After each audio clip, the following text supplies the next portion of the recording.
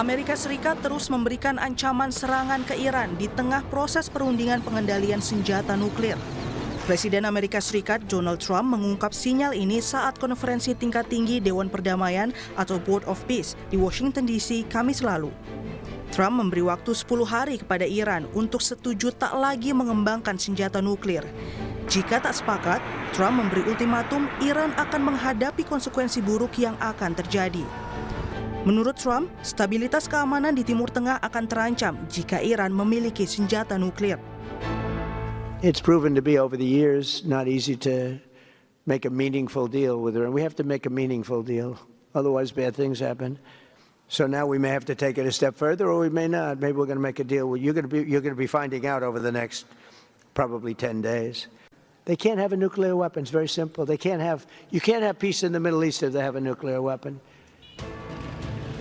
Merespon Trump, Menteri Luar Negeri Iran Abbas Araghchi menegaskan tak ada solusi militer untuk program nuklir Iran. Araghchi memastikan Iran siap perang tapi juga tetap terbuka terhadap diplomasi.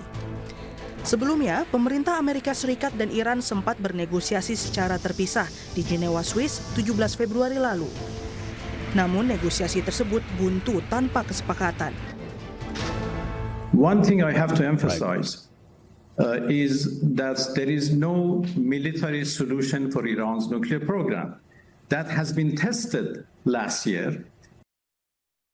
The only solution is diplomacy. This is why the U.S. is back in the table of negotiation and is seeking a deal. And we are prepared for that. We are prepared for, war, and we are prepared for peace. We are prepared for diplomacy and we are prepared for negotiation as much as we are prepared for war.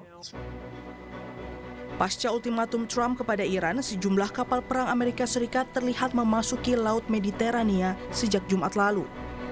Termasuk kapal induk USS Gerald R. Ford yang merupakan kapal induk terbesar Amerika Serikat.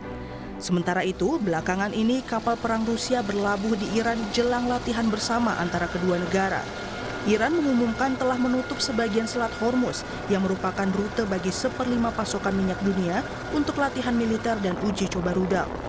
Penutupan sebagian Selat Hormuz jadi sinyal Iran soal potensi dampak buruk pada ekonomi dunia jika Amerika Serikat menyerang Iran seiring meningkatnya ketegangan antara kedua negara.